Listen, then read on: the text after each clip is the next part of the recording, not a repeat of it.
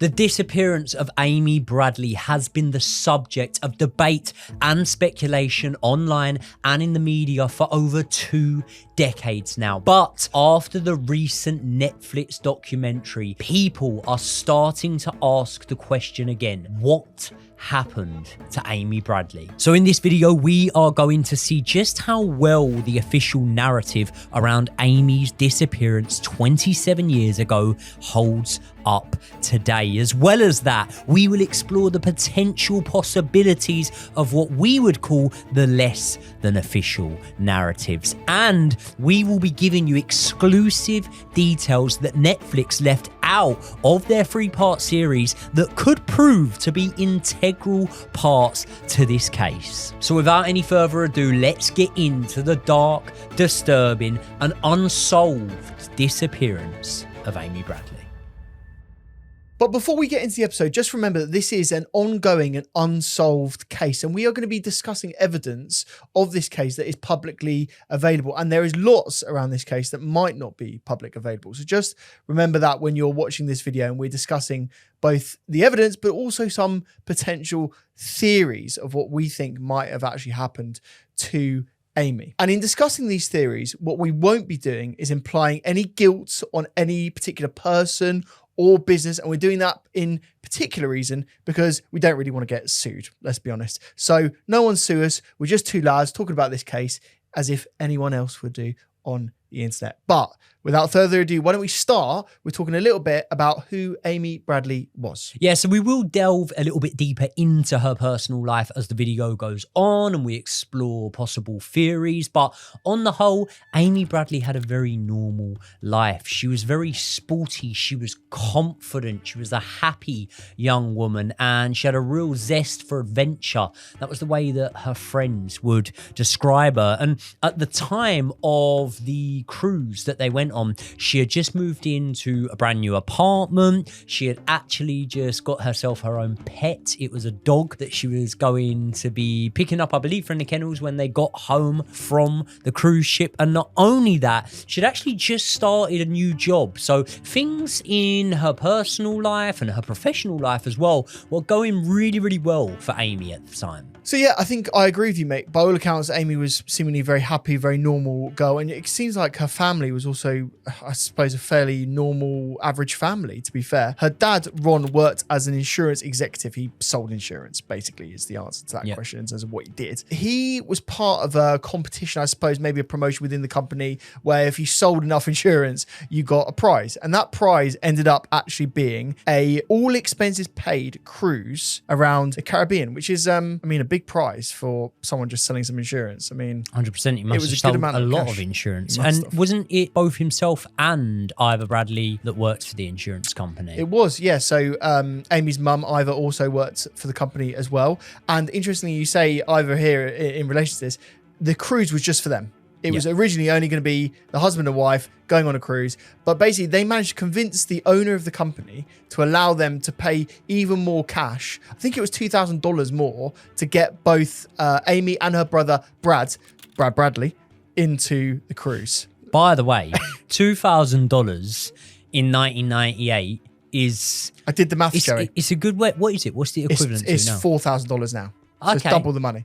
That's a lot. That's a lot, especially considering that these aren't children. You know, they're your children, but they're not children. They're not of child age anymore. This is a 21 and a 23-year-old we're talking about here. Absolutely. And they'd both never been on a cruise before either. So you can imagine they were incredibly excited. So much so that I think they actually told their friends about this. Like, obviously, they had a big friendship group. And you'll see if you've watched some of the documentary. And if you haven't, don't worry, we're going to tell the entire story. But in the documentary, we see like friends being interviewed and them saying the guys were so excited about going on this cruise. They were so much looking forward to this. And this, for me, I don't know if you felt the same way, mate, but it felt like Amy was sort of like transitioning from the period in her life where she was seen as like a kid going to school, you know, to college. Now she was going into the next phase of her life. And this was the sort of last hurrah. She goes on a family holiday and then she was going on to then start her sort of like adult life. I think very much so. I think if you look at the fact that she's just got a new job, moving into the apartment, getting a pet as well, which is like, you know, it's hardly having a kid, but it is a newfound responsibility. And, you know, I suppose that's part of accepting your transition into adult life is accepting that responsibility. It's something that I know I sort of struggled to deal with at first when I was like 21, 22 and things like that. So definitely just at this moment in time, nothing seeming out of the ordinary to me. Is it to you? No, absolutely not. It just seems like a family holiday on a cruise. You've seen this a million times. It's, very, very normal indeed. So let's talk about the cruise. The cruise starts itself on March 21st, 1998. And so the family were living in Virginia in America. They get a flight down to Puerto Rico, which again, still part of America, but in that Caribbean area. They board the ship, and the ship is called the Rhapsody of the Seas. It was actually a very new ship. It'd only been around for a year at the time. So, brand new facilities. And it was 279 meters long. So a pretty big ship. It was actually 11 stories high as well. So in modern cruise ships, it's not the most ginormous thing. But let's be honest, it's like a city on the water. Yeah, really. At that time, it was very big. I went on a Royal Caribbean cruise. There you go. I went on a Royal Caribbean cruise a couple of years, about 7 years after this or something, right? And I checked it out. The cruise ship I went on was similar dimensions, stuff like that. You say it was 11 stories high? Yes. Yeah, and I think Amy and her family's cabin on this ship was 8 stories up. Yep, that sounds about right. Yeah, I remember that. That. And the ship itself held 2,400 people, and there were 700 crew on the ship as well. So it's a considerable amount of people. I don't know. Do you know how full it actually was? Was it completely full? I remember in the document, some of the research that I've seen, it was pretty much full. I mean, in terms of guess. I don't know officially whether the capacity was filled, but from video footage that was shown in the documentary and stuff like that, it looked very much, like there was a lot of stuff going on, looked very lively. One thing that I would note about the cruise is with cruise ships in general, it's actually starting to lower now as the years go on. Don't know the reason why. But around this time, do you know what the average age of a cruise ship passenger was? I would guess incredibly old. I would guess incredibly old. Do you know my reasoning for that is these cruises are incredibly expensive, and I don't think young people flock to being in one destination, a locked itinerary, and stuck in one place. So I feel like it would be, can I have a guess in terms of age? I would say maybe 52, 53. There will be some 52, 53-year-old subscribers who will be highly offended that you've just said incredibly old. But you're right, it's 55. It's even older. God. No, but if you think about it, if that's an average age, that means that there's a lot of 70, 80, 90-year-olds on that. If not older. Yeah. If not older. Yeah. Do you know I went on the Royal Caribbean cruise, and there was, and me being me, I was constantly trying to get down there, right? And I got a right telling off. There's like a bottom floor that you're not allowed access to. And do you know what is in that bottom floor on this Royal Caribbean cruise? And this sort of goes towards my point of the cruise is being an older crowd. I don't want to say it. Is it that? Wow. Because people might pass away at sea, and there isn't. I don't believe there might be one of those. I don't believe there's hospitals on board. No. I think there's very basic facilities, first aid facilities, really. So if you're unwell on one of these cruises, it's not. Well, if someone pissed me off in water polo, I would just make sure the beating wasn't thorough enough that they would need to go to a hospital. You know what I mean? When I was on the cruise ship. So. Okay. I was going to say very severe beating or. No, just a couple of backhanders. Nothing you need hospital attention for. Water polo is a hard sport, mate. So fair play to you for playing that on the cruise. So how was the cruise going? Because it's really interesting to be able to cover this case at a time where, firstly, I actually don't know the answer to this. Did you know about the Amy Bradley case? Before this documentary came out on Netflix and before you told me about it, which was a couple of weeks ago now. No, I hadn't. No. So I knew about this case very, very well. I was obsessed with this case, right? As I was with many. From what time? From 2005, I saw, and we'll get into this obviously, but I saw That was the first thing. I saw some coverage on an episode of Dr. Phil in 2005. Yeah. And that was when I became aware of the case. And then obviously from 2005 onwards, the internet was a lot more accessible to me. As soon as the internet became accessible to me, as well as doing the first thing that you'd usually do on the internet as a young lad, the second thing I'd be doing is looking up true crime cases. Yeah. And Amy Bradley's was one that really did fascinate me. So yeah, even when I was on that Royal Caribbean cruise that I went on, I knew that I was on not the same ship, but I was, on a cruise, the same company that girl got missing from. What a weird feeling that must have been to look back on that and go, I was on that cruise or a similar cruise. Strange, isn't it? I mean, I've visited loads of countries that crimes took place in. It's not the first thing that comes into your mind, to be honest. No. So, yeah, it wasn't really, I didn't really think much of it, if I'm being completely honest. Yeah. Fair. But yeah, the cruise is going well, to answer your question. They leave on the 21st and they head towards an island called Aruba, which for me sounds like the most Caribbean of islands, Aruba. Oh, yeah. I feel like it sounds very exotic. And the next day is like a sea day where, you're not docking into another place. You're just at sea enjoying the facilities on the ship. And by all accounts, everything was going really well. The guys get dressed up. The family, Ron, Ivor, Brad, and Amy all get dressed up, and they get dolled up much like you do in every cruise ship. They go and have dinner, and well, they do like a formal night on the Royal Caribbean cruises. So I've actually got pictures of me on the formal night. What were you dressed in? I had to wear a suit. You can't. As in what kind of suit? Was it a tux? I think it was a tux. Yeah. I think it was a tux. And Black tie. They took. Yeah. No. I think I had a bow tie. So I don't know. I try and dig out a picture of me on there, but cringe. Pretty got like borderlines in my hair and stuff like this. I was only like 13. If you got invited to a black tie event right now, would you have a suit ready to go? Unfortunately, yeah. Yeah, but as in a tux is different from a black suit. Yeah. Would you have a tux? You just go black suit. Less black suits I have to wear, the better, in my opinion. Yeah. But anyway, yeah, this was a formal night, and obviously that is. I mean, there was pictures and there was video cameras and stuff like that were very much the thing back in them days. I remember around that sort of time, late 90s, early 2000s, when you would go on holiday, like my mum would have the video camera in her hand all the time, right? Really? It's before smartphones, things like that. So it would have been documented, there would have been pictures for her, but actually, in terms of the most recent picture, it was actually really good that the formal night was this night, because they got a very lovely, clear sort of shot of Amy. They also got one of her and her brother Brad Bradley. Brad, middle name Brad, surname Bradley. Yeah. No, I'm joking. No, they got one of her and Brad, and there was obviously those sort of now infamous pictures taken, weren't there? Yeah, there was. And yeah, famously, professional photos being taken at the time. And so they all sit down for dinner after these photos are taken, and they're all having a lovely meal. And basically, she ends up getting chatted up by waiters. But they don't really think very much of this. They basically, brush them off and, move them on their way. The waiters were trying to get her to go to a bar in Aruba, weren't they? That was what was going on that night. Apparently so, yeah. That was the recollection of the family. And also, I think it was mentioned that one of the waiting staff told Ivor that her daughter was a prize. But, just... I've been on many holidays and I've been on a cruise and stuff like that. I've got 3 sisters. We're all pretty.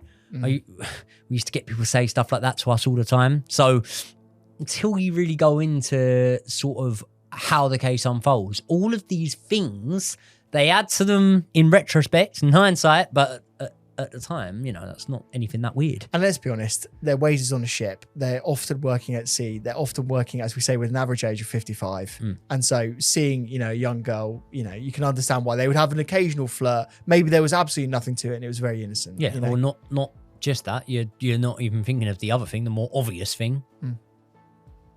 Bit of tips. Tip. And this is an American cruise, so that would make complete sense, wouldn't it? So that night, nothing happens. The next day, they actually go and dock in Aruba, and they have a bit of time in Aruba as well. And they get back later that day, and there is a wonderful party that evening. It's called a Calypso party. So, Joey, are you struggling to get to sleep at night? I think that I've been struggling to get to sleep. I've been moaning about it to you loads. You keep talking about it, but I know that isn't the case anymore, because you have been taking the Astrodust by Space Goods. I have, and I've actually been taking it for quite a while now. And do you know what? It's not just the sleep that it gives me. It just gives me that like unwinding, winding down feeling before I go to sleep. Puts me in a very relaxed mood to be able to drift off to sleep, actually. And the reason for that is basically Astrodust is a delicious beverage that you take just before nighttime. And what it does is, as Joey just said, helps you wind down, relax, and actually get to sleep easier and for longer when you have it. Think of it almost like a bit of a hot chocolate before you go to bed. And Space Goods have also actually got a new chai flavor for you to try. And the reason why it works so well for your sleep is because it's got things like reishi, tremella,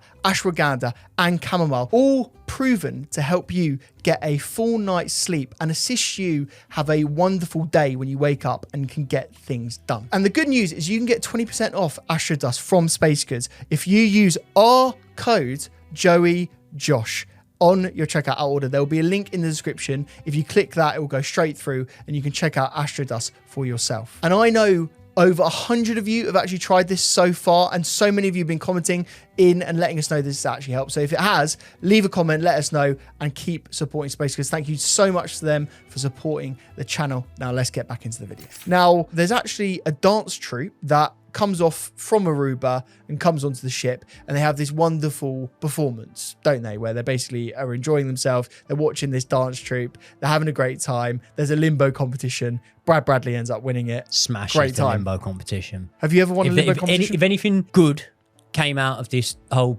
you know, awful story, it's Brad Bradley winning that limbo competition. Yeah, it's a good feat, to be fair. I don't think I've ever won a limbo competition. Too tall. Yeah, I ain't got that problem. Go on then, what else? So then we've got, I suppose, an official timeline of that evening, haven't we, from this point on? Because this is where things start to go a little bit awry and weird shit starts happening, doesn't it? Yeah, so we're talking from when Brad and Amy's parents actually go back to the cabin. Brad and Amy stay out, and it's documented, you know, like I said, people had video recorders back then and stuff like that, and they're in basically what is like the ship's nightclub. They have it upstairs in some of the ships. I think this one, it was an upstairs nightclub. That's where you can see Amy dancing, you can see her interacting with multiple different people, and they're there until about 3:35 a.m, isn't it, when eventually... It's a late one, isn't it? That's a late one for a cruise with your mum and dad, and you share. By the way, we haven't made this very clear. They're sharing a bedroom with the mum and dad, right? So there is a double bed in the main room, which is for Ivor and Ron, and then next to that is like actually a sofa bed. I didn't even know this until I did the research. It's actually a sofa bed in which the kids, 21 and 23-year-olds, were also sort of topping and tailing and sharing a bed. Do you know what I mean? So it's a very tight room, and obviously I think Ivor had given her a kiss, wished her well at about 1 a.m, and then they went to bed, something like that. Yeah, I think around midnight that was. Yeah. Obviously, I stayed out partying. We'll get into, you know, as we go on with the story, we get into certain circumstances and events that happened at that disco. But what we do know is obviously the key card devices show that 2 key cards were used on that night. They were used within about 10-15 minutes of each other, around the 3:30 a.m. mark, when Brad Bradley and then apparently his sister Amy Bradley come back to the cabin. Now, neither of them, despite it being late and despite them knowing that they're docking in the morning, they do need to be up quite early, neither of them wanted to go to sleep straight away. They wanted to hang out for a little bit longer on the balcony, probably speak about the night and the people that they've met and plans for tomorrow and things like that. Brad had actually been on a cruise ship before, whereas Amy hadn't. So Amy was asking Brad a lot of questions, apparently. Oh, what's this place like? And what's that place like? And I think Brad was blagging it because I don't think he actually knew all that much, but he wanted to, you know, get Amy excited about what she had to come. So why had he been on a cruise and she hadn't? Was that a family cruise? No, he had gone on one with his friend. Oh, okay, fine. Yeah. Fair enough. That makes complete sense. So yeah, we leave them and they're drinking. Then Brad retires, doesn't he, for the evening, and he goes to bed, doesn't he, at this point? And then Amy is out there on the balcony herself. Brad had basically said she's had a few drinks. she probably wasn't feeling very well. And so she said to him, I need a bit of fresh air. I'm not ready to go to bed just yet. And I'll see you in the morning. Yeah. Effectively, didn't she? That's the point in which Brad leaves her. Yeah. Also, I mean, it's worth noting as well that they were having a smoke out there as well. So maybe Amy just thought, you know what, like we're coming towards where we're going to be docking. We'll speak about that in a little bit. We're coming towards where we're going to be docking. Might be a nice view, might sit up, have a couple of smokes, something like that. I don't know. But for whatever reason, Amy stayed on that balcony. Now, at around 5:15 a.m. is when Amy's dad, Ron, wakes up and he says that he can see Amy's feet on the balcony. So he said that the door was ajar, didn't he? Yeah, it's just ajar at that point. But then 15 minutes later at around 5:30 a.m, he wakes up again. Amy is no longer on the balcony and he says that the door is further open now. How many inches did he actually record? I think he said like 15 inches, which is quite a big, gap. Compared to just being ajar. Now, straight away, he's not massively concerned, is he? He's kind of thinking that Amy has probably gone to have a look as the boat comes in towards harbour. Maybe she's got up early by this point, and obviously she was quite keen in photography and things like that. So maybe she was going to get some snaps, and because of that, he just put on his shoes and went out on the boat to have a look for Amy. So yeah, when Ron left the room, he believed that Amy wasn't there, and he knew she wasn't there because her cigarettes were gone, and basically the lighter was gone. So he basically thought that she was going upstairs potentially to have a cigarette, or as you say, to go and take a photo. But the key thing is that he looked around the room, and not only was she not in the balcony, she wasn't in the room itself. And this is around the point where Ron describes in the documentary as having a bit of a sinking feeling, a real bad feeling in the pit of his stomach. He comes back to the room, he alerts the rest of the family, and then they all go searching the ship high and wide. Now, by around 6:30 a.m, Amy's family actually report to the ship's crew that she is missing. They ask straight away for them to put out a message over the transmitter, is it called? Tannoy. Yeah. Yeah. They ask straight away to put out a message. The crew actually deny them that possibility because they say that they don't want to interrupt any of the passengers' sleep. Obviously, look, 6:30 a.m, it is very early for that to be going out. However, at the same time, hindsight maybe should have been done. Yeah, but also away. There's context to this, isn't there? There's two things that I would say off the bat. She's a 23-year-old woman. So we're not talking about a 3-year-old kid. Yeah. This is a woman that could be going off and acting on her own accord. We've said how big the ship is, by the way. The fact that they couldn't immediately find her isn't too concerning. She could have been in the cabin. She could have been with someone else. She could have been in the top deck and someone might not have seen her. There's lots of reasons why they wouldn't necessarily want to do this. The second reason is, yes, this person is concerned about the whereabouts of his daughter, but also they've then got, as we say, 2,300 odd other people that were potentially sleeping at this point. It's really early in the morning, and so why would you want to disturb them? Which again is fair play. Like, I understand it. In hindsight, things could have been done differently, but at the end of the day, if there had been a witness that had seen her fall overboard or something like that, they would have gone to the desk if anyone had have seen that. And at this moment in time, the ship has not docked, and therefore, unless she's gone overboard or something like that, she can only possibly be on the ship. So the fact that they didn't put that announcement out straight away isn't something that is damning on the people that were in charge or the Royal Caribbean as a company as a whole. But the problem came when the ship does pull into harbour, doesn't it? Because at that point, they make the decision to finally put out on the tannoy, would Amy Bradley please come to the reception desk or reception area, whatever they would have said, But the family are adamant that they cannot let anyone off of this ship, aren't they? Yeah, 100%. And basically, I think the reason for that is they're worried about someone potentially smuggling Amy off or anything adverse going on. And so they say, we want to be able to, keep everyone here and to therefore try and find her. Again, the Royal Caribbean cruise line basically declined that offer. And yeah, everyone seemingly is starting to get off the ship. And this is at Curaçao. Am I pronouncing Curaçao. that right? Curaçao. Yeah. Where obviously was their next stop. They were going to be doing a kind of like a day stop there and then get back on to the boat. Now, because of it being such unfamiliar territory and because of the fact that they've already disembarked the ship themselves a couple of days before, they know that, you could potentially be treading over evidence. You could potentially be getting further away from finding your daughter by letting people off of that ship. So they're really, really to this day adamant that no one should have been let off of that ship before Amy was found. Can I just ask one question at this point then?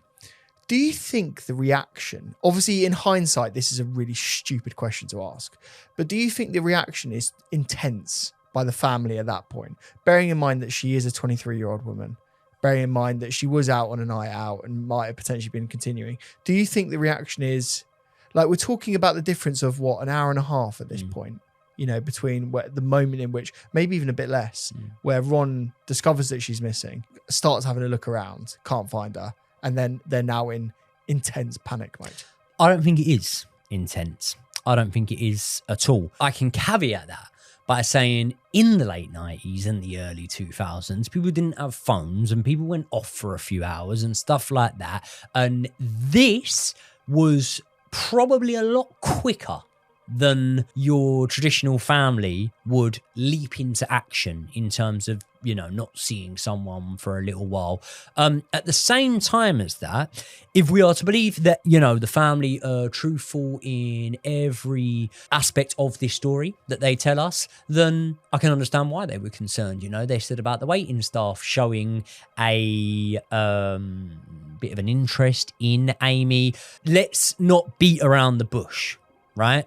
The part of the world where this cruise ship was sailing and stopping off in, at that time, was a hotbed for crime, wasn't it? I'm surprised you say that, because I look at the Caribbean and I think pretty islands, desert beaches, cocktails, and a lot of fun. You could say that about a lot of places, my friend. A lot of places look pretty and look like a lot of fun on the outside, and that doesn't mean that there isn't a darker underbelly to it. What are you talking about in terms of crime? Statistically, human trafficking was rife in the Caribbean around that time. So, this is something, when you factor that in and you factor that you're in a position where, your daughter could have fallen into the water, something like that.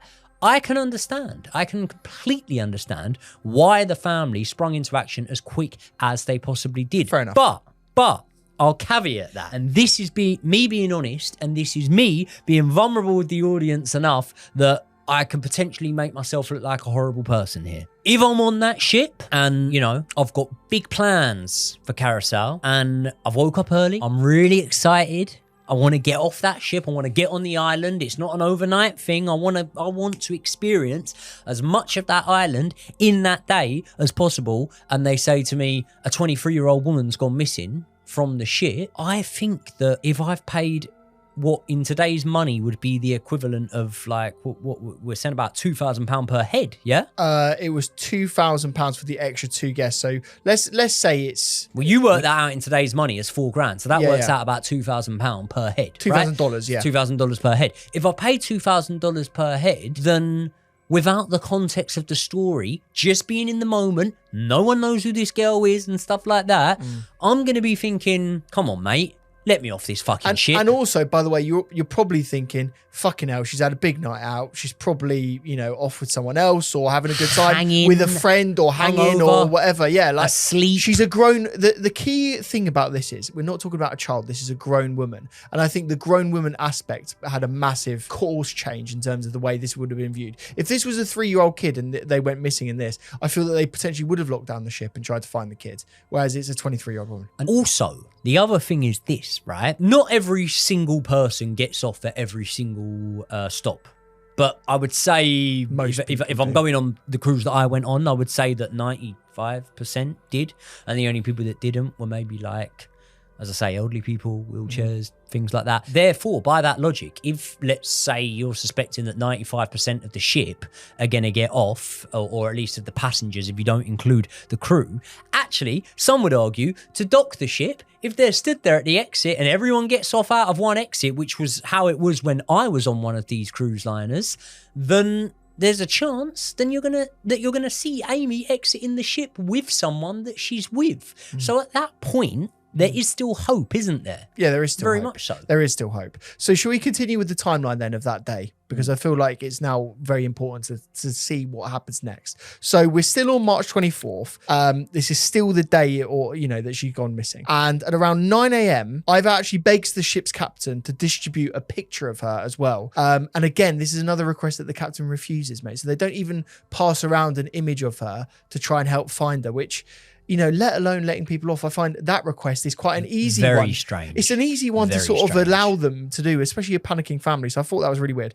So anyway, now we're moving on to about lunchtime, same day. The crew then does what we're told is a clean sweep of the entire ship. So they go through every room. They call it effectively like a bomb search. They go through people's drawers. They go into each and every single room. They go in the crew's room. They go in every single area.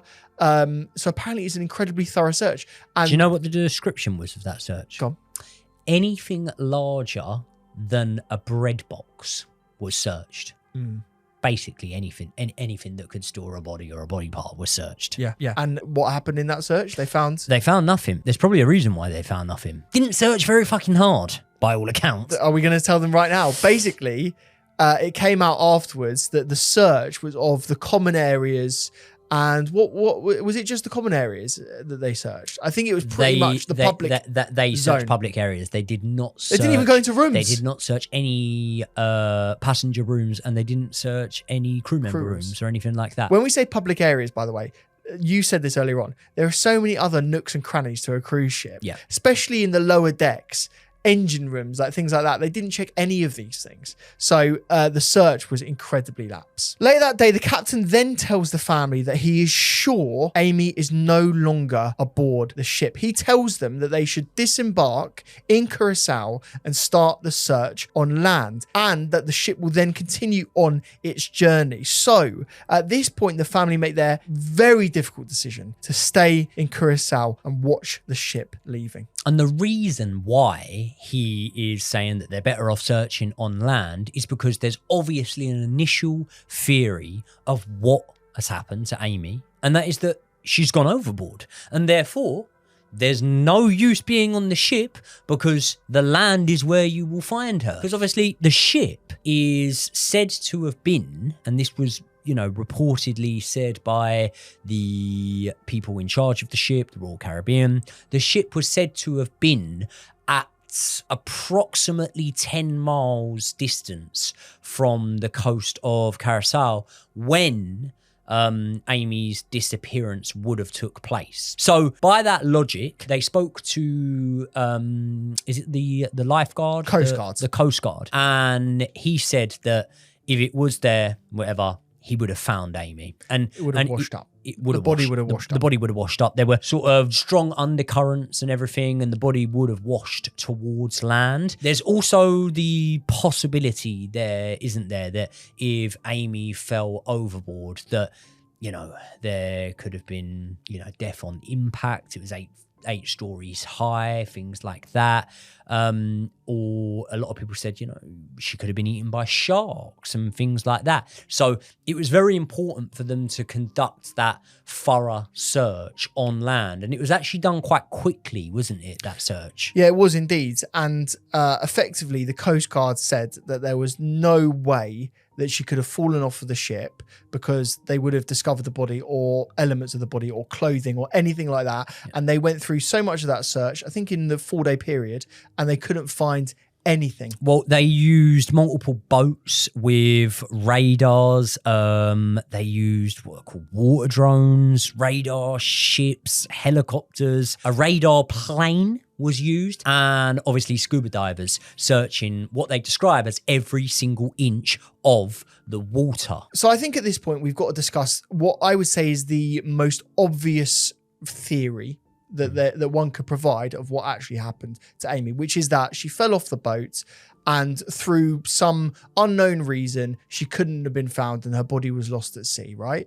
I think a lot of people say that that's the most logical explanation of what It's not as happened. logical as people think, that explanation. Because as I say, like, what wasn't recorded, unfortunately, was there wasn't like GPS coordinates of where the boat exactly was.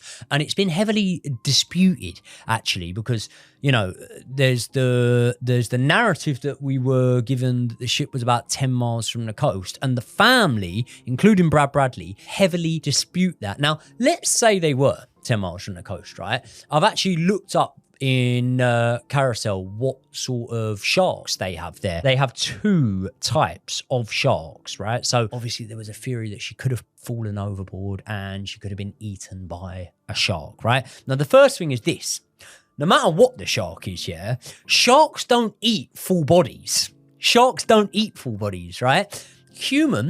Whether they are a human flesh, whether they are alive or are not alive, are not part of a shark's diet, and they are not part of the sharks that were around this this coast of Curaçao. So you had Caribbean reef sharks, obviously potential dangers. They are wild animals and whatnot, but at the same time, they're not known to be aggressive towards humans, and they're definitely not known to hunt them. They're actually known as being very shy towards humans, including scuba divers that have noted that they've swum away, the sharks, sorry, have swum away from them when they've spotted them out when they're scuba diving, and they actually just hunt for fish and other sea lives. At the time of recording, it's reported that a Caribbean reef shark has never been proven to be the cause of a human fatality. I've heard this because I've been scuba diving in the Caribbean and they say don't worry about those sharks because they'll never ever attack humans. There you go. Yeah. Also, when they say don't worry about those sharks, they would have been describing also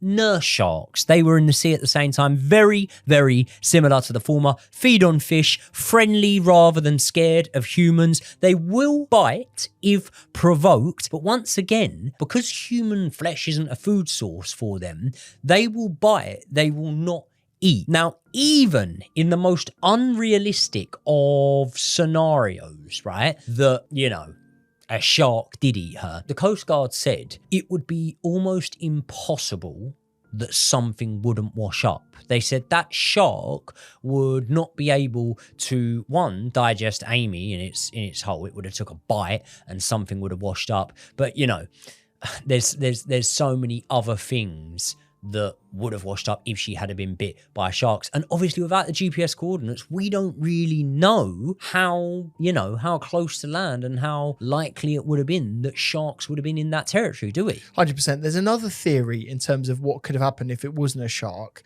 that she fell off, went underneath the boat, and then obviously there's what's it called, the rotors under the ship, the propellers, propellers, as Rose says it in Titanic. So the propellers could have, you know, eviscerated her, and therefore it was unavailable to find her, basically. Yeah, bullshit. You don't believe that? No, don't believe that at all. Because again, what the Coast Guard was said is if there was any body parts in general, they would have floated and gone towards land as opposed to sinking and gone to the bottom of the ocean. Yeah, and not only that, they still have the ship which we'll get onto, which they were able to investigate.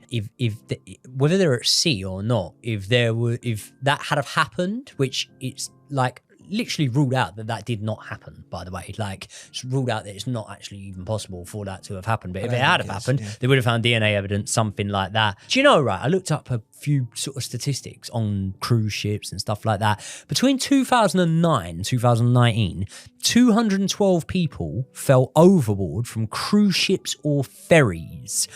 The rescue rate was approximately 28%. Right? But that's a rescue rate, and that means that they have been rescued, i.e. survived, yeah? That's not the rate of people being found. The actual rate of people being found, I'm not able to give an approximate estimate of, but it's said to be a lot higher than that. And it obviously depends on how close or how far to the land you are. But despite the severity of falling overboard, the actual odds of falling overboard on a cruise ship are extremely low. Do you know what they are? What the odds are? No. 1 in 1.4 million. Wow. Yeah. Of falling off. Of falling overboard. And that's obviously based on how many people have been on cruise ships and how many registered people have They fallen design overboard. the cruise ship so that you can't fall off of them. Yeah. They build the banisters very high so that it's very difficult to fall off. I read somewhere that there's been like less than 10, incidents where that's occurred in history. Not only that, Amy was a trained lifeguard, a strong swimmer, right? She also hated the sea. She didn't like the sea. And she didn't like sort of like looking over and stuff like that. So a few people have said, oh, well, she could have accidentally done it. I don't really see how she accidentally does it unless, she's like climbing up on there. And if she's scared of the sea, I don't see why she would do that. And even so, right, there were people saying, oh, well, she could have been leaning over to be sick. Why would she be being sick off the edge of the boat? Why would she be being sick off the edge of the boat? They're in a cabin. They got a fucking toilet. They got a bin. Didn't want to wake up the parents. But, no, mate. You're not being sick off the edge of the boat.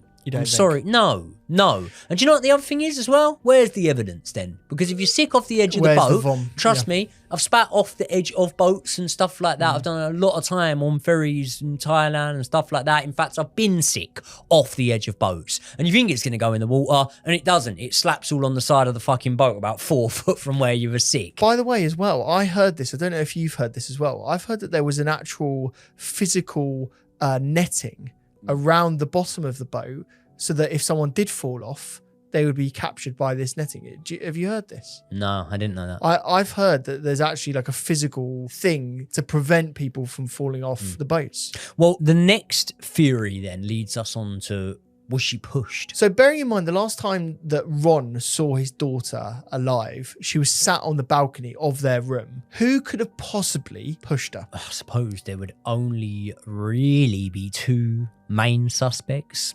possibly 3. That would be from least likely to most likely, I suppose. It would be least likely Brad Bradley. The reason I say that is because obviously Ron says that he did see Amy and can identify seeing Amy after Brad had gone passed out for the rest of the night. Then you have got a passenger that was actually staying on his own next door. That man's name was Wayne Breitag, if I'm pronouncing it right. Travelled alone, although it's alleged that he actually worked for the same company as the parents and was also part of the scheme in how the parents got on the cruise ship. Now, I say alleged there because I can't find any evidence of that. But just from watching the documentary, what sort of vibe did you get from Wayne? Older gentleman going on a cruise by himself. He speaks in the documentary about going to a club by himself just to sort of have a look at the young girls and just enjoy himself. And he liked to talk to people, but also was a loner. I don't get good vibes from him, to be completely honest with you. And not only that, he admitted that he was speaking to Amy. He didn't admit speaking to her that night, but he did admit that during the cruise, you could sort of lean over the rail and pop your head over and speak to her.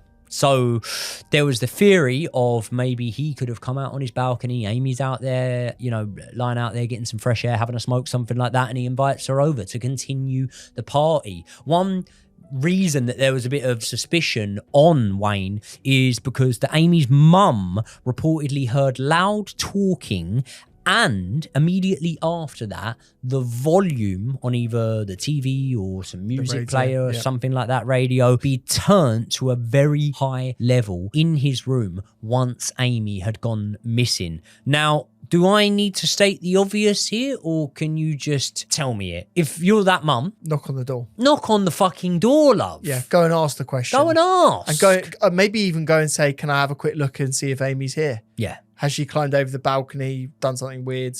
Is she just stuck on his balcony? Can I give you my opinion on Wayne? Go on.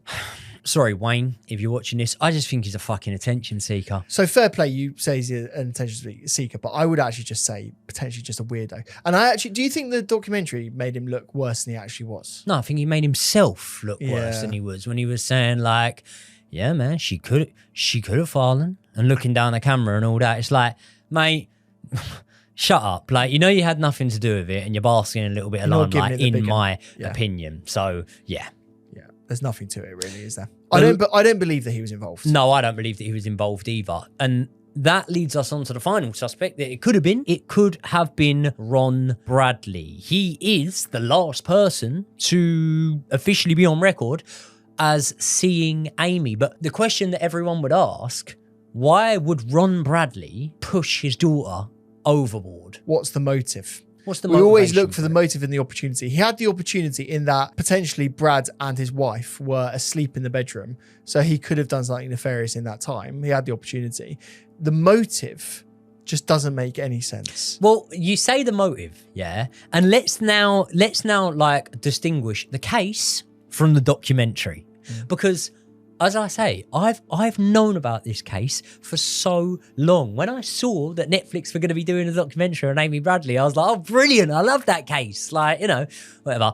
I had never heard about this part of the case. And the reason being is because it's not really relevant, in my opinion. But we do need to address it because Netflix made quite a big thing of this, right? So I understand the year's 1998, the world's a different place to what it is now, but it's hardly the fucking 1500s, okay? And what the documentary did was they really put a big emphasis on the fact that just before the cruise, Amy had actually came out to her parents and her brother as being gay. Now, firstly, Amy wasn't gay. She was what you'd class as a bisexual. Would you agree with that? Yep, she was bisexual. I think she had both male and female partners. Yeah, but I think a lot of people have both partners and then they end up, you know, fancying one more than the other. But yes, at the time, you would potentially say bisexual. I don't know what Amy classed herself as. Can we just leave it at that in terms of, I don't know what she would have felt, but yeah. That's completely fine. That's completely fine. Now,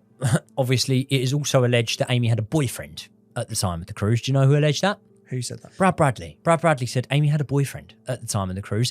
And do you know what Brad Bradley also said? And listen, I am inclined to believe him on this, and we'll get into the sort of speculation around the family, but what Brad Bradley also said after that is Amy came out to us in 1995. And there were people that weren't included in the documentary that vouched for that. That said it was known. It had been known for years. And do you know what I'm not going to do, right? Is I'm not going to sit here and say that the parents weren't happy about it, because it was a different time back then. And potentially, you know, as good a chance as they didn't care at all, like most parents wouldn't, there's as good a chance they did care. But it doesn't fucking mean that a dad takes on a cruise ship and throws her off a balcony for being bisexual or gay, does it? This is the thing. Like, when people look at a motive, is there a reason for it? I don't feel that her sexuality was a reason that he would want to murder her. There's nothing that I've seen. And you know, we try and do this sometimes, body language. We look at people. Like, I've seen lots of interviews, both within the documentary, but also they've done thousands of interviews, but the parents, in terms of talking about Amy and pleading and actually looking for her. I don't get the sense that this guy was involved in it. I don't think it was relevant. No. I don't think her sexuality was relevant to it. And also, you know, if we're just going on behaviour, the behaviour of Amy wasn't really the behaviour of someone who was, you know, against heterosexual relationships. That's all I will say. That wasn't the behaviour of Amy on that cruise ship, in my opinion. That's just my opinion. Yeah, fair enough. So I think what we're going to do now is we're going to rule out the fact that she was pushed. Now, the only other part of me that I think we have to raise at this point, and it is related to the next person that we're going to discuss here, is that could someone else have pushed her outside of her room and potentially on the top deck of the ship? Yeah, there's a potential of that. There's a potential that she could have been pushed overboard from one of the public areas, from someone's private room, because we know that obviously the key access tells you when someone's key card has entered the room, but upon exiting it, it doesn't do that. So Amy could have exited the room. Unlikely that she would have done, because you would have felt that in that sort of 15-minute window time period, Ron Bradley would have woke and would have asked and whatnot. But yeah, there's that potential. But also, I always come back to the location of the ship, because that location of the ship is heavily disputed, isn't it? And You've done a bit of digging into this, haven't you? I have. And I've got an image that we'll show on screen now.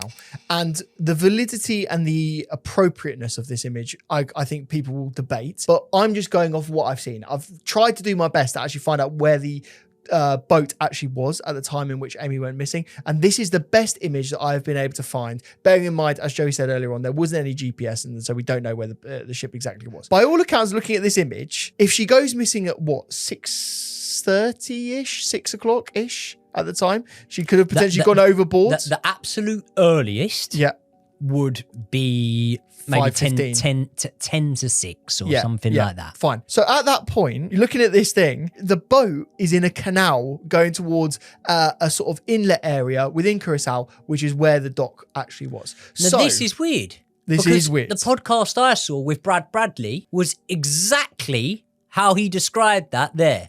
He described it as, oh, they said we were 10 miles out. We weren't 10 miles out. He said we were literally at land. Yeah. And let's be honest, mate, when you're in a canal, we're talking about a stretch of water, which is very different from open water. Mm-hmm. So if someone did fall off the side of a ship, they would be immediately found. I mean, I don't want to speak too much in terms of how good Amy's swimming was or wasn't, because you'll never really know. But the fact that she was a lifeguard would predicate the fact that she could have potentially swum to land if she'd fallen off the ship in this canal. So this whole thing about, you know, Amy's body should have been found, blah, blah, blah. This is totally true. She would have been found on the side of a canal. There's no way that she was, you know, out at sea and lost, because that's not where the ship was. We can see exactly where the ship was here. It was inland. Yeah. So I suppose that for us rules out her falling overboard. I'm going to put my cards on the table right now and say I do not feel like Amy fell or was pushed overboard on that ship. What about yourself? Do you agree or disagree with that? Based on the location alone, I feel that you can rule it out. If that's true and that image is correct, then I think you've just got to completely rule it out. And even if that image isn't correct and she was further out to sea, the Coast Guard is adamant that she would have washed up onto land. So let's just rule it out. There you go. So in the same way that I also rule out her jumping overboard, you know, look, I'm not being funny. I know the shoes were taken off, but if I'm going to jump overboard of a ship, I don't put my fags and my lighter in my pocket just in case I want to spark one up once I get down there. Do you know what I mean? No. Like that jumping overboard thing, not something that I subscribe to. Wanting to get away and starting a new life, you've literally just bought a flat, you've just bought a pet, you've just got a new job, and by all accounts, from the CCTV footage, from the homemade footage that people were filming on their own devices, she was having a really good time. She was having a good time on the cruise. So there's no reason for me that Amy would be responsible for her disappearance, which then leads me on to believe that the only way that this can be explained is third-party involvement. Okay, so let's discuss who that third party could actually be then.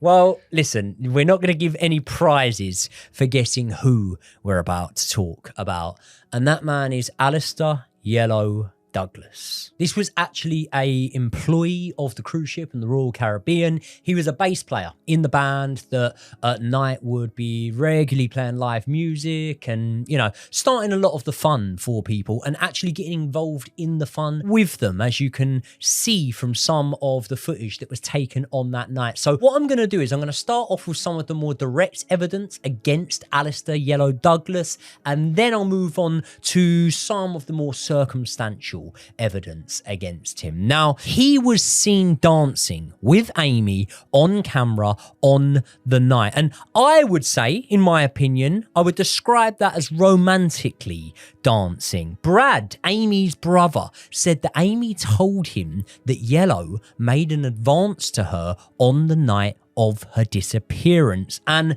this is the bit for me that is the deal breaker, if anything, right? There were 3 separate people who came forward in the aftermath directly within, I would say, 72 hours. And the actual story of how it was reported, not to the police, but actually the family, is fascinating here. So the family get back on board the ship, right? They get off at Curaçao, the ship goes on to the next destination, and within 24 hours the family fly to the next destination and they're back on board on that ship. They understand that if she's not in Curaçao and the Coast Guard says she's not there, there's that small chance that she's still on the ship. And although the thorough search has been conducted, there's been no FBI search yet, which there was later to be. Now, when the family get back on the ship, there are two girls who run over to them, and they're described by Brad and by Ivor as being out of breath. They look like they'd seen a ghost, and they said, we saw Amy. We saw Amy. We saw Amy at around 6 a.m. And Amy was with Yellow. Now, these two women were on board the cruise together. They were friends. They were sat there. They said that Amy walked past them with Yellow. She went up the elevator, and that around 15 minutes later, Yellow walked back past on his own. And they actually said that Yellow was so approachable a person, he was actually a person that would approach you so much of the time that they thought it was a little bit strange, not only that Amy wasn't with him, but that he didn't look in their direction, that he didn't speak to them, because that was something that he had been doing all of the cruise. So now we've got two people that have cited Amy in their statement. They've cited Amy with Yellow after when Ron, Amy's dad, last saw Amy. But here's the thing that really pours some concrete on this, right? There was a third woman, unconnected to the other two,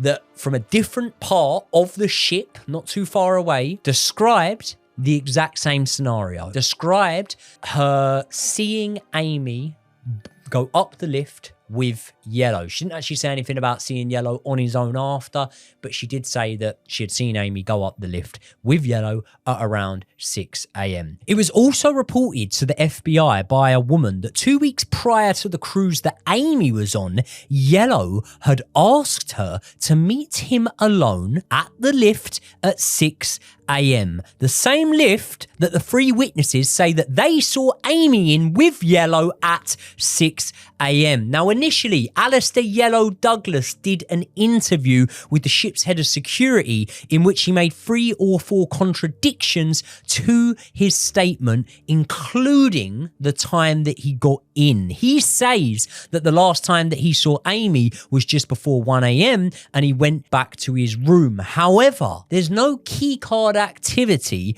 confirming this, just suggestion. And one of the things that was never said on the documentary is that when they reboarded the ship and the FBI got on, everyone was interrogated and interviewed, right?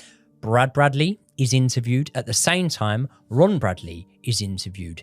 Yellow is interviewed. And it said that his attorney was able to sit in on Brad and Ron's interview, which is definitely not something that's allowed. It was the Royal Caribbean cruise attorney who was basically operating on that. But yeah, the Royal Caribbean cruise attorney was given access in a way in which no one else would have been given access. I mean, he was involved in all of the interrogations. He was actually consulted in lots of different things about the cruise. And ultimately, that is to do with limiting a business risk. I don't know if we can say that that's directly to protect an individual person. No. But if that's an employee that could have potentially been in the wrong, then potentially. There you go. Brad Bradley also, this was a separate podcast I was watching of him, and this wasn't included in the documentary. He said that when Yellow walked out of the interview room, both Ron and Brad were still sat there, right? And apparently Yellow sort of looked in their direction, almost laughed to an extent, and then started high-fiving his mates as he walked out of the room. At which point, according to Brad, they had to physically restrain Ron from attacking Yellow. Yeah. This was something that was completely left out of the documentary, wasn't it? Yeah, and apparently, I remember hearing on another podcast I was listening to, he said words to the effect of like, I'm off the hook or something.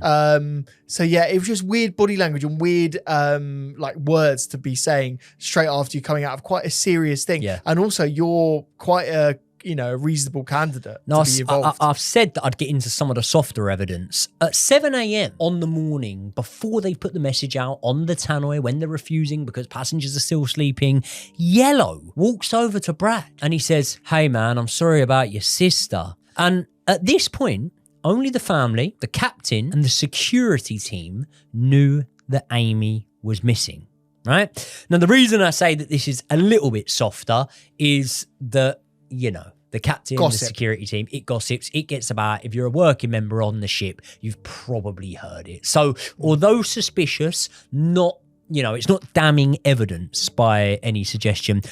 There's also something that was made quite a large deal of in the documentary, and that was that Amy's photo had gone missing. Now I'm going to draw reference back to my time on the Royal Caribbean cruises, and this is probably just because I was a weird kid. I remember that photo room where everyone's photos were, and you know, Knockdown Ginger, the game Knockdown Ginger, when you knock on someone's door and then run away. I was going and nicking photos out of the photo room of like the weirdest looking people that I could find that had their picture taken, and then I was slipping them under people's doors and knocking and running away. I know that's really immature, very childish, and very, very childish. But you were a child. I was a child. I was 13 at the time, or 12, or something like that. But because of that memory of myself taking other people's pictures, I didn't think it held like as much weight as the documentary made it out to. But it is factual that pictures of Amy Bradley had been taken out of that image room where they were printed and where people could go and buy and collect them. That doesn't necessarily directly implicate Yellow, though, does it? That a photo was taken. It doesn't. But in the documentary, obviously, there is a story from Yellow's daughter, isn't there? There is. That once he came home from work, he was working on a cruise ship and he had a luggage case.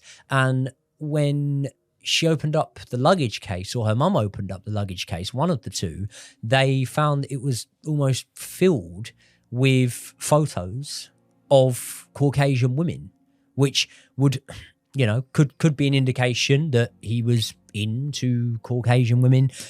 There's not really much reasoning as to why you would have all that in your suitcase. And this isn't something that Yellow denied, actually. It's something that Yellow's actually accepted that did happen. Bit weird. Arguably part of his divorce as well, by the way, in terms of what happened to him. But yeah, no, it is a bit weird that he would do that, almost hoard it. I mean, by the way, having a few photos and hoarding photos of a particular type of person is two different things. Yeah. And the way that it was portrayed in the documentary, and also some of the other podcasts and videos that I've watched, is that he had a hoard of images.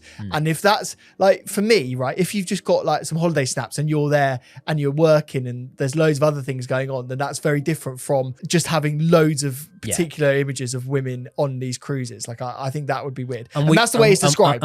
Yeah, it's the way it's described, but we don't know the answer. We don't know the answer. We don't know the answers to that. So that's why I put it in weaker evidence. Another thing that I'd sort of say to weaker evidence is the phone call that was on the documentary with Yellow's daughter when she's questioning him. Obviously, he struggles to give answers to some things and that, and he obviously doesn't want to talk about it. Now, there was actually an interview done of Yellow after that, the only interview on camera that he's ever done. One of the things that was mentioned, and it was made a big deal of online, was the fact that his daughter said that when my dad lies, he blinks a lot, and he was blinking a lot in this this interview that he did. I don't really think it means all that much, you know what I mean? I don't really read into that all that much. One thing I would say is, when I saw the reaction to the interview that Yellow gave, a lot of people were saying, you know, look, this innocent man, and they were really, really siding with him and almost feeling sympathy for him and whatnot. And I do completely understand that. But at the same time as that, right, we're talking about something that happened 30 years ago, nearly, right? This guy's an old gentleman now. This guy's an old man, right? All older men seem innocent, right? My granddad was a gentleman. Was yours? Absolutely. Yeah. Absolutely. But he probably killed people in battle in the war, didn't he? I don't know that for sure. Well, mine did. There you go. There you go. There you go. World War II. So, you know what I mean? Like, what I'm saying is, whether you're a gentleman or not, or whether you can see that once you've got elderly, that doesn't mean that you weren't once a certain type of person. And So what Yellow was a charmer. And don't tell me, oh, no, you're jumping to conclusions there. I've seen the footage, right? Amy's backing it up on Yellow in that disco. Right? So don't tell me that you've got no interest and, it's just what we do to make the guests feel special. Bollocks.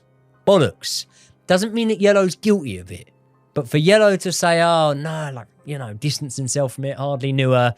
She was backing up. You know that dance, can you say that you use the words backing up? Do you think that was sort of like a friendly, consensual dance? Like there was nothing. Do you think there's any nefarious stuff going on there? Like, do you think he was, grinding up on her? Like, do you think he was in the wrong at that point? Like, I'll be honest, based on the footage. There's two bits of footage I analysed. One of the bits of footage looks like Amy's less comfortable with it, and he's sort of like suggestive to her, and she's sort of half keeping her distance, which goes in line with Brad's story that she was a bit like, no thanks, buddy, and whatever. That's what he said that she said when Yellow apparently made an advance at her. But then the other bit of footage that can be seen, I mean, to me, that looks more Amy. That looks like Yellow's standing there. He's liking it, but she's backing it up on him. She's back, and when I say backing it up on him, that's what I'm referring to. It's a sexual way of dancing, in my opinion. Yeah, and by all accounts, the sighting was seen at 6 a.m. that they were potentially together. Mm-hmm. So the fact is if that is true, and I think we have two different people saying the same thing, which in witness testimony you can only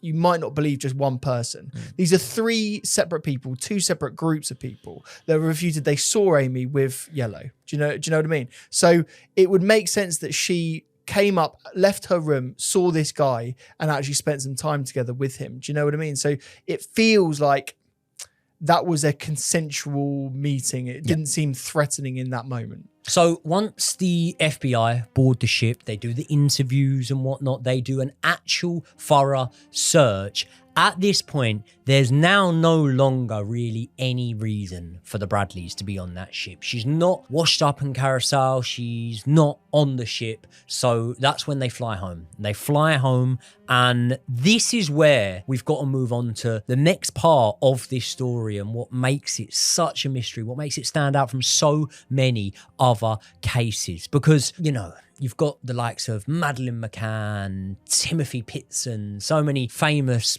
people that I could continue reeling off that have gone missing, and there's been sort of sightings here and there, but it's almost been very like hearsay-ish, whereas the sightings that started to come in involving Amy were very descriptive, they were very accurate, and in my opinion there were such low possibilities that these sightings were made up or a lie to gain attention or anything like that, that I do believe a lot of these sightings. So should we start to get into some of them? Yeah, there's some that I think are very realistic and could absolutely have happened, and there's some that I question. So let's go through them. So 1 month after Amy's disappearance in April 1998, the family take the move to fly back to Curaçao, where Amy's body could have potentially washed up. And upon returning to Curaçao, Amy's father is sort of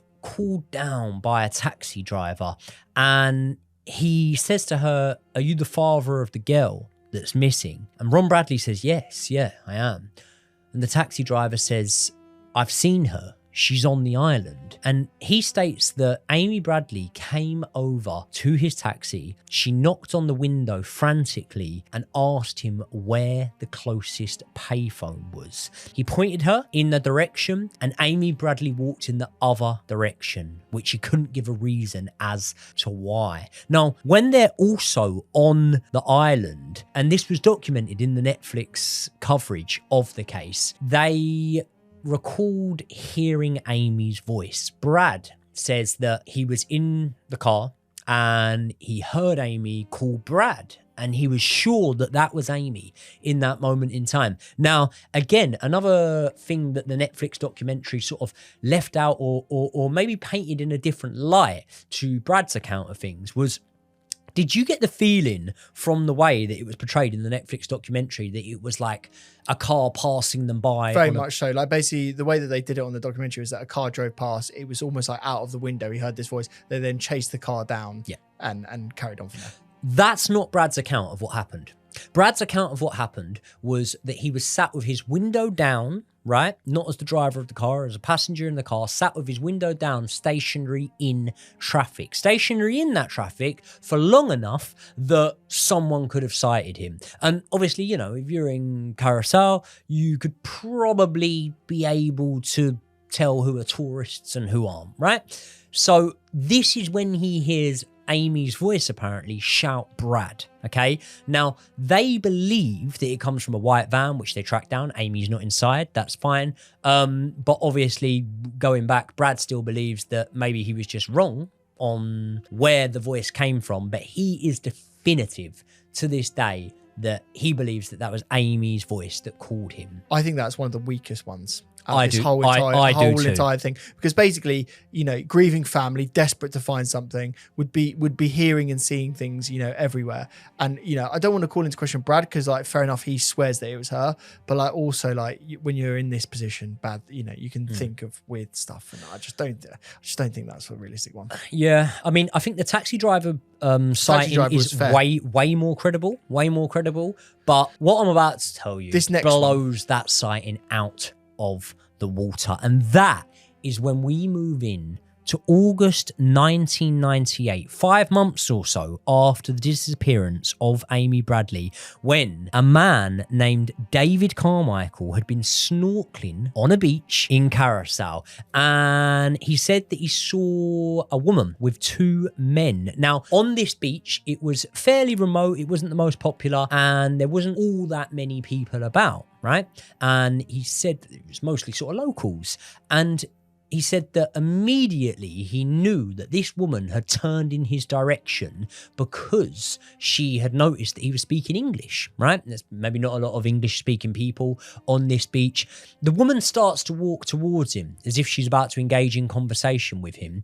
And then as she gets close enough to him to be able to start speaking to him, which he describes as being 2 feet away from him at the time, another man very quickly ushers the woman off and gives him what he describes as like a death stare, gives him the gives him the evils, basically, doesn't he? As if to say, you know, don't be looking at my woman or anything like that. That man, David Carmichael, said that the man that ushered Amy away was Yellow. After seeing pictures of Yellow, he said that that was the man that ushered her away on the beach that day. Not only that, right? There was a lot made of the distinctive Tasmanian devil tattoo that Amy had on her arm. And what did David Carmichael see? He said that he saw that tattoo, but it wasn't only that. He said he saw other tattoos and other piercings, was able to describe it. And he actually said he saw 4 different tattoos. And he actually two of which weren't known to the public. There you go. Which ones? What do you know? Which ones they were? I'm not sure. I know she had a. Was it the stomach one? I know she had a. Was it a sun, star, something like that? Yeah. So yeah, it makes sense, doesn't it? So this one for me feels like one of the most credible sightings. And also, tell me if you know the answer to this. I don't feel like Yellow's face was actively in the media at this point, was he? It wasn't at that point, I don't think. No, I don't think it was. So again, you wouldn't necessarily just put those two things together. You know what it's like when you see these cases when they're all in the media and you see press and newspaper clippings and TV, you'd go, oh yeah, I saw that person. And then when they're actually in court, they can't even point them out. And whereas this feels like for me, Yellow is very distinctive. Very distinctive. I think it's very, very easy to remember what Yellow looks like. Would you agree with that? I think so. I think not the most distinctive person in the entire world, but I feel like you'd remember him. Why would you say so distinctive? He had quite a gap in between his 2 front teeth. They also, to me, seem to sort of point outwards a little bit, his 2 front teeth. Obviously, fairly well built as well. Facial structure, bone structure. He had quite a strong bone structure to his face. For me, I'd think he's distinctive. I'd remember that face. I'm just saying, for me, I'd remember that face. Yeah, fair enough. But then also, you know, the tattoos themselves are the big giveaway. Yeah. So what did this guy do? Did he go straight to the FBI and tell them? Well, no, he didn't, because he didn't know anything was untoward at the time. And he actually said, right, that had that guy have not given me the death stare, I wouldn't have thought anything of it. I literally wouldn't have thought anything of it. It was that made me think it was a bit weird. And then it was in the following months, I believe, that he then saw Amy's picture on America's Most Wanted. Yes. And was able to confirm that girl I saw on the beach was Amy. Now, before we just move on to any others, because I really want your opinion on this, do you believe that sighting? I absolutely do believe that sighting. I do. Because I feel like the tattoos are the giveaway. And I don't know necessarily if I 100% believe that it's Yellow, but I definitely believe that he saw Amy on the beach. We're going to get into all of the sightings, but we're going to get into 1 or 2 more significant ones. This man just alone on body language and things like that, the way he spoke, the way he said, I'm not 99% sure, I'm 100% sure. And, you know, the fact that he doesn't really have anything to lose in this situation or anything to gain in this situation, I believe this man. I definitely believe this man. In 1999, US Navy Petty Officer William Hefner said that he entered a bar in Curaçao that he probably should not have been in. Basically, it is a brothel. Yeah. And a girl comes over and says that she is Amy and that she left the ship to get some drugs and then got trafficked. He was able to describe her tattoos and even said that she had told him a lullaby song that only her mum would remember singing to her. And upon seeing them talk, the two men came over and sent the woman upstairs. He waited, this guy, over 2 years to actually report this. And when the police finally managed to go and track this down, what had happened to the bar? The brothel had burnt down. The brothel had burnt down. Now, there was heavy criticism of this man, by the way. Not because, you know, he was visiting a brothel where he shouldn't have been, but it was the amount of time that it took him to come forward. He didn't know about Amy Bradley's disappearance at the time, this guy. Like, I think there's a bit of a sort of misinterpretation around this case. And listen, maybe I'm just looking at this from a UK perspective. Maybe in America it's different. I can only look at it from where I was in the world around that time. But I did know about this case. And when I would say this case really came into my conscious mind was years after it had actually, you know, the event had happened. It was more towards 7 years for you. For me, it was 2005 Yeah. when I saw it on a Dr. Phil episode. But, you know, it's obviously been on the TV a little bit in patches before this, maybe not as high profile as maybe the family would have liked. But this guy didn't really know about the case. And what stopped him coming forward is the fact that being in a respectable job, a high position, he didn't want to ruin his sort of legacy as a Navy SEAL. If he had done this, he would have been demoted because he wasn't allowed to be in bars in this location by himself as a Navy officer, I should say. And so basically he would have earned less money in his retirement pension. So It's quite simple. It's not even a rank thing. It's not even a pride thing. It's literally it's a financial decision. Another thing, we often discuss polygraphs on this podcast and the reliability of them and how factual they are and whatnot. But he did take a polygraph, this man, and he passed it with flying colours. I almost just rule out the polygraphs at this point because what was it? Isn't it like a 30 to 50% failure rate? And also, it really depends. And also, by the way, not passing a polygraph test is often not the only story. They can be inconclusive rather than conclusive. Well, so there was a polygraph taken that was inconclusive. Oh yeah, who was that? Yellow's. We haven't told them about Yellow this had his polygraph taken. Yeah. That was inconclusive. But anyway, we're talking about the sightings. Yep. We've said that the Canadian man on the beach is the most credible sighting in our opinion. What do you think about this one? Because this man was also able to recognise 2 of Amy's tattoos that were visible. And the lullaby song. Wow. I don't believe this one too much, to be honest with you. Really? I just think like the lullaby, it could just have been a coincidence. Like I'm not sure that actually means very much, to be fair. So what's that's just someone. So what has this man got to gain? But also, like if Amy Bradley wanted to identify herself, she wouldn't be doing it via telling a lullaby that her mum would recognise. I don't think she would. I think she would be saying, "Can you tell my mum Ivor that I'm safe and sound and that she needs to come and help me?" This is the thing with a lot of these sightings. No, because she could have been trying to prove that it was her. A lot of people probably just wouldn't have believed it. If he's having a private conversation with this woman, couldn't she have just said, "I'm Amy Bradley. I'm missing from a cruise ship. I've been trafficked. My mum's name is Ivor. My dad's name is Ron. Go and contact them." Well, you've literally just said half of what she did say. What did she say? She said, "My name's Amy. I left a cruise ship to get substances. I've been trafficked." Yeah. So all you've left out But she is the hasn't mum and dad. identified Fucking herself. hell, they can put the dots together from that. I think this is a very credible sighting. I think that when this man went to the police 2 years after it happened, there was no Netflix documentary. There was nothing to benefit. We don't know whether the people that took part in this documentary were paid or anything like that. All that I see can happen for this gentleman is bad things.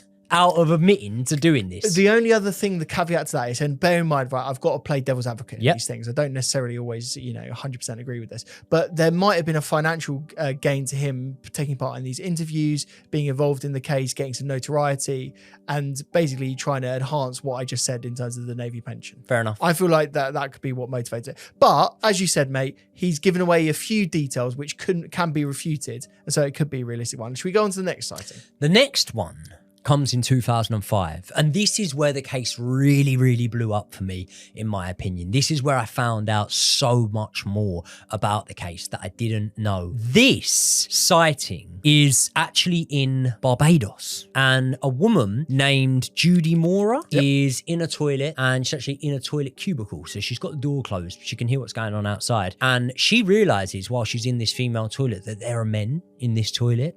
She can hear the voices of two separate men, and she can hear the voice of a woman. Now, the woman says, will I be able to see the children? And apparently the men say to her something along the lines of like, yeah, but don't fuck this up. If you comply. Yeah, if you comply, don't fuck this up, whatever. She then hears the door closed. She waits a little bit until she feels that they've all left, and she walks out of the cubicle. The men have left, but the woman's still there. The woman is apparently leant over the sink. She doesn't really want to look at Judy, and Judy starts trying to engage her in conversation, right?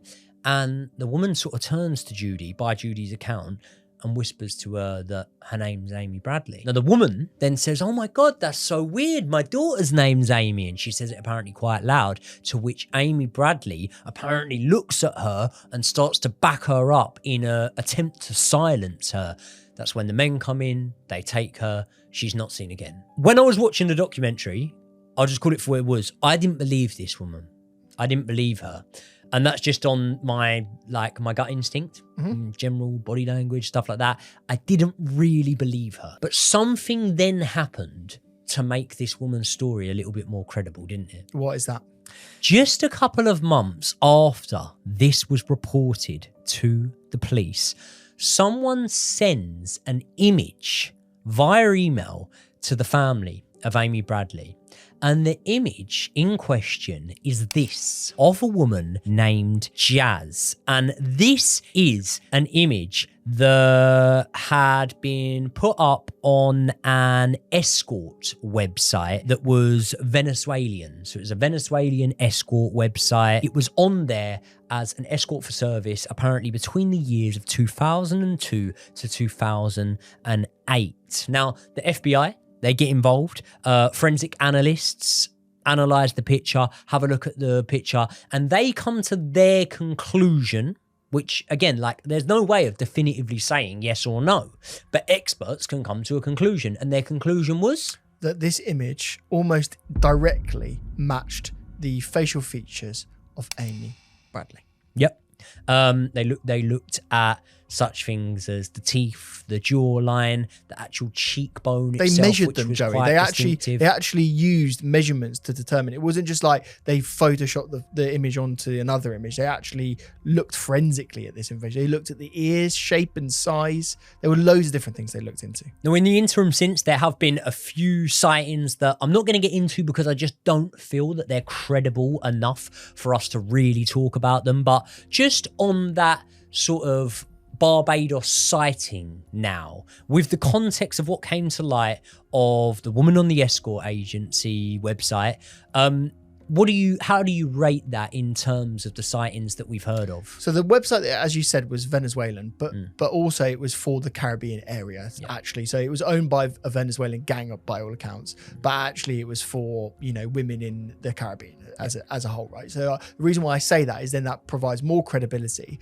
that this woman, Amy, potentially, wasn't just working in Curaçao, wasn't just working in Aruba, places that she'd been, but had been trafficked to a new location. Potentially that could have been Barbados. At this time, Barbados was, a very popular island, I would say, in the Caribbean, and a lot of American tourists frequented it, and I would also say that potentially that could be a place, much like other islands in the Caribbean, where this sex trade was going on. Yeah. And so I'm not sure of the individual woman's sighting of Amy in the toilet. In fact, I find that one of the weaker ones, especially bearing in mind the timing. But then the photo of Jazz and the website, I find almost damning proof that she was at this time still potentially alive, and this could be what happened to her. Well, the other thing is this, right? Look, Jazz herself may not have been Amy and may not still be alive, right? Jazz herself may be alive, and maybe, you know, even though it may not have been via her free will, may be ashamed of, you know, her past and her history and stuff like that. But for there to be this much of a media frenzy, if Jazz is out there and it's not Amy, why has Jazz never come forward? So true. And let's be honest, right? We covered another video on this channel where we had discussed women being kidnapped in a home, the Ariel Castro case, didn't we? And we couldn't quite fathom how he kept them imprisoned for such a long period of time. He kept them in prison for what, 10 years? Some of those girls in that house. Yep. And the thing that I say now is, after all of this time, it's been what, near enough 30 years by this point now. The thing I keep going around in my head is, why wouldn't Amy have concocted a digital message, somehow, you know, called someone, somehow got some, you know, maybe even a message in a bottle, right? This is what she gave to, you know, her partner at the time. Why hadn't she been able to communicate it? And the context that we've got to say to everyone watching right now is, the way that these things work, the captors, you know, install trauma and terrorize you in such a way in which you're scared to leave. They're conditioned, right?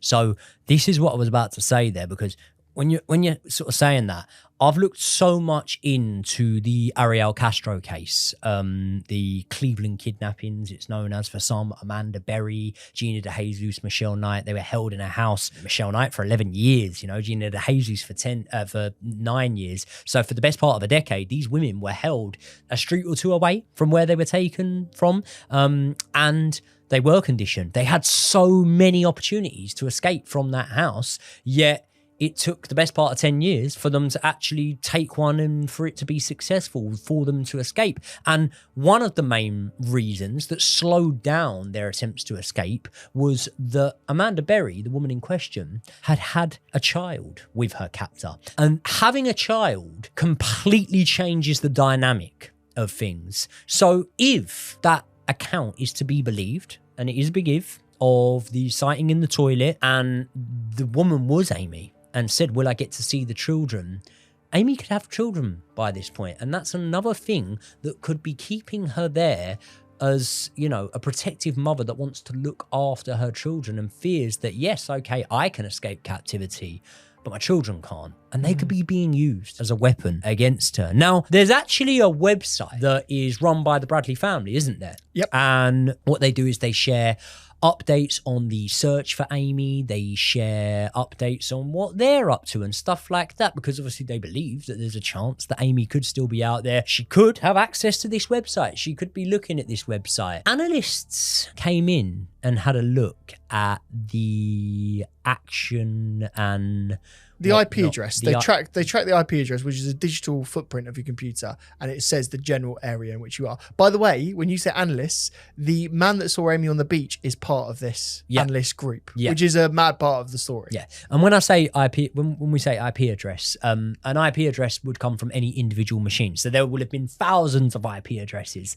that were looking at this website, if not tens of thousands, if not more. Okay. So what the analyst wanted to do was to try and track down patterns of certain IP addresses that were visiting the websites, and then, very cleverly in my opinion, try and track down patterns towards dates, so anniversaries, birthdays, stuff like this.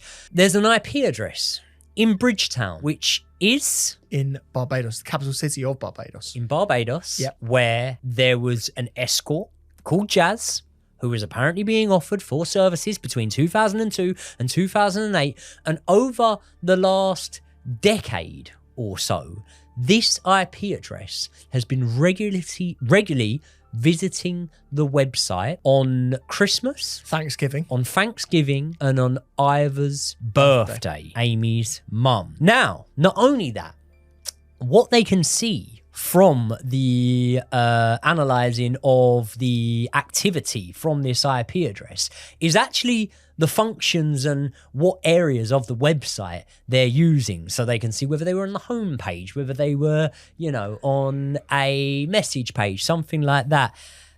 The average time spent on the website was 45 minutes. That's a long time to spend on a website, right?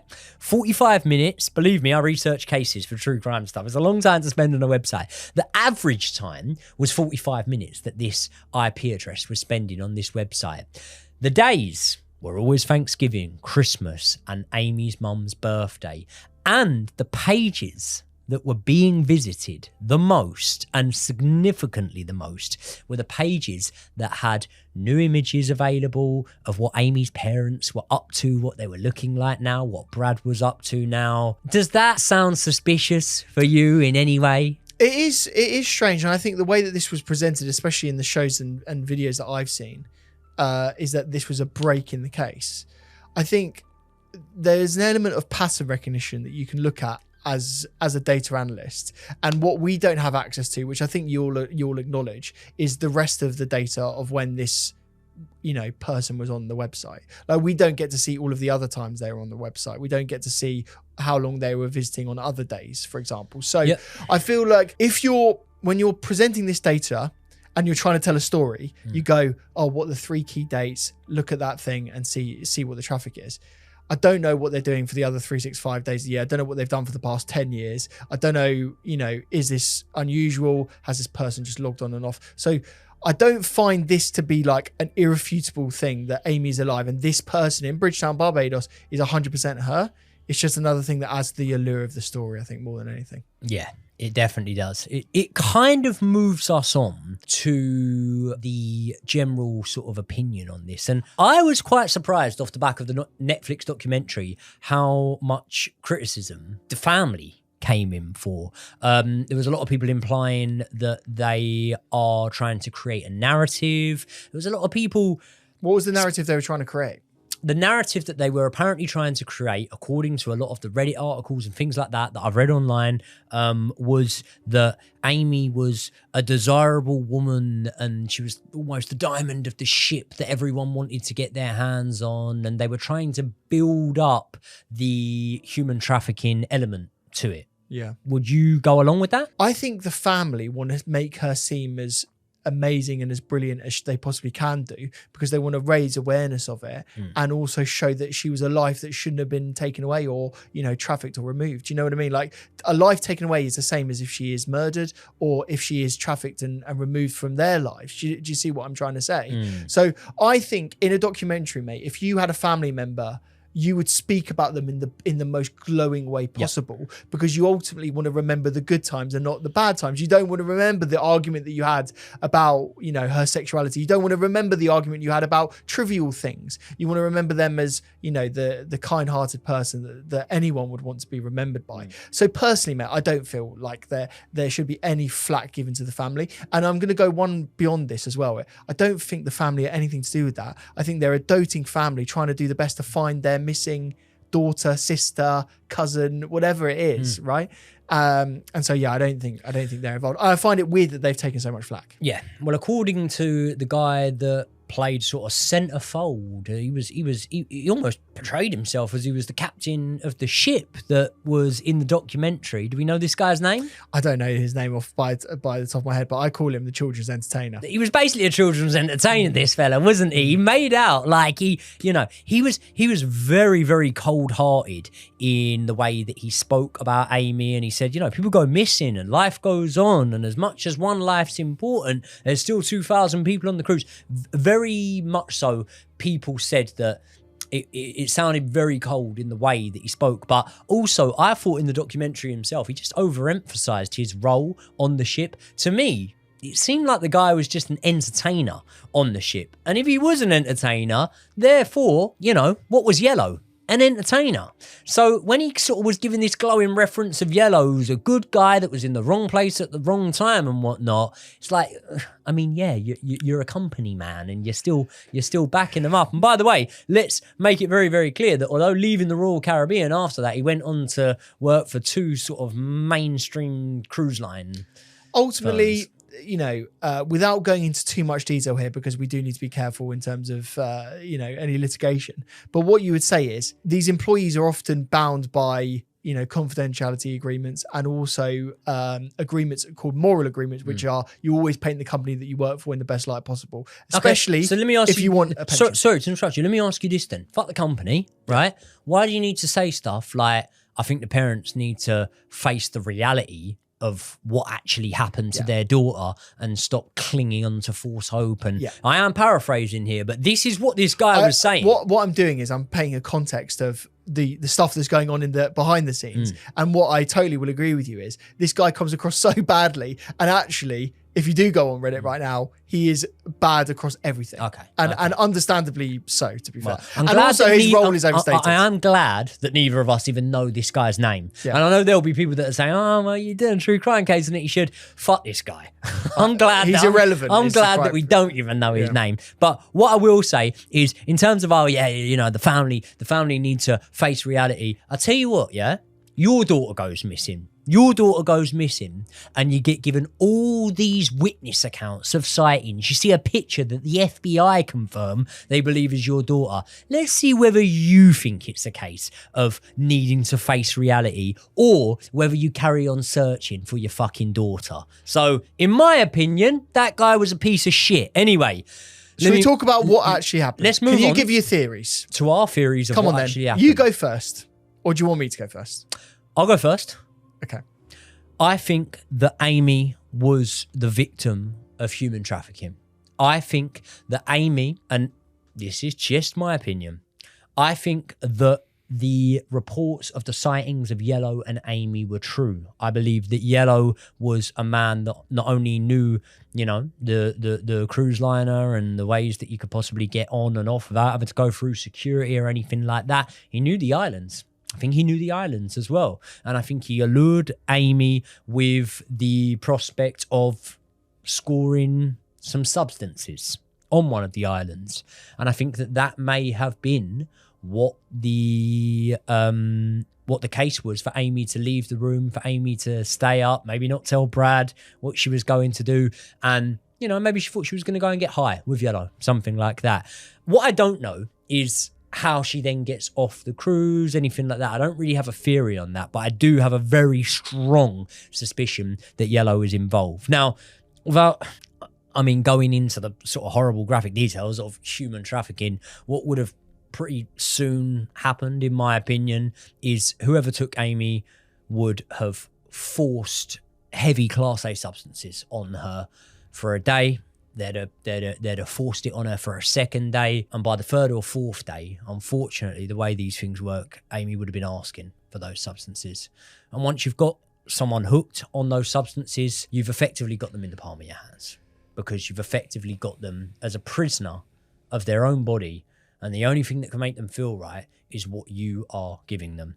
In the meantime, I think she was probably in the sort of prostitution industry against her will, but somewhat because of a potential addiction to substances, even not against her will in the moment, because she knows what she's doing is going to get her, what we can't sort of speak about on YouTube.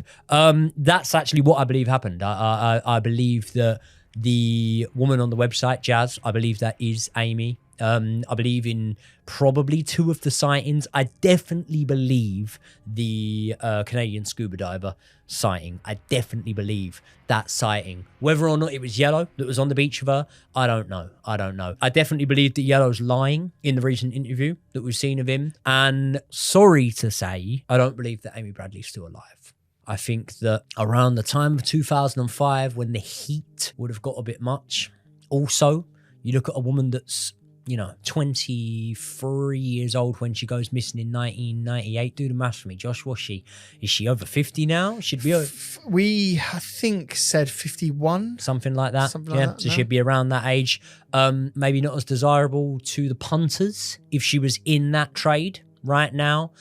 And hot property. In terms of, she's almost radioactive how hot she is. In terms of now the profile's gone up, you can't really have her around. So I think that Amy Bradley's no longer here. I don't think she is here anymore, but I do think she was. I do think she was for a considerable amount of years after she went missing from that cruise ship. What about you? What's your belief on it? So I've got to be completely honest. When I first watched this case, obviously I haven't followed it for as long as you have. I thought that there was a very credible reasoning to say that she was drunk, fell off the side of a ship, and then was lost at sea in the middle of the ocean, bearing in mind she was 10 miles out. But having looked at the evidence now that we've seen that the boat wasn't as far out as we thought, that the Coast Guard was adamant that she would have washed up, I don't think there's a lot of validity to that theory. So I tend to agree with you that she was trafficked off of the boat. Again, I don't know how she was done it. I think there is a possibility in which she was lured off the boat of her own accord, potentially for the substances, as you said. So I think there's a rationale behind that. And then beyond that, mate, I think it's very difficult to say what happened to her afterwards. I have to say, I question whether the image of Jazz would have been released if it was Amy. And let me just quickly explain my rationale behind that. Because of how hot it was, because of how, intense the pressure was around the case at the time, the FBI forensically identified and looked into that image. And if any small mistake, and I feel like if this was an organized gang, they might not have made these mistakes. If just one image of the outside world would have been there, and they could have seen that in the back of the image, or one identifying mark, or something to do. They were looking at what bed frame it was to be able to identify where it was bought from. Right? That's either a huge mistake on their part, or it's shit. Jazz isn't Amy. Right, it's either one of those things. So, but the FBI came to the conclusion that they thought that Jazz was Amy. Yeah, and based on the image technology, again, we've seen the lineup, the way that it lines up. It looks very similar to her. Now, there's a lot of images of different people that could be the same. All I know is this: I'm almost certain that she left that ship, and then what has happened to her since, I don't think anyone can refute. I, like you, only take the sighting of the scuba diver as the key one. The Navy officer, I'm not sure, and the woman in Barbados, I'm even less sure, and I would rank them in that order in terms of the way that I would do it. The sighting where she shouted out to Brad at the car, I don't believe at all. I just think he's hearing things. And from there, it's difficult to say. So is she still out there?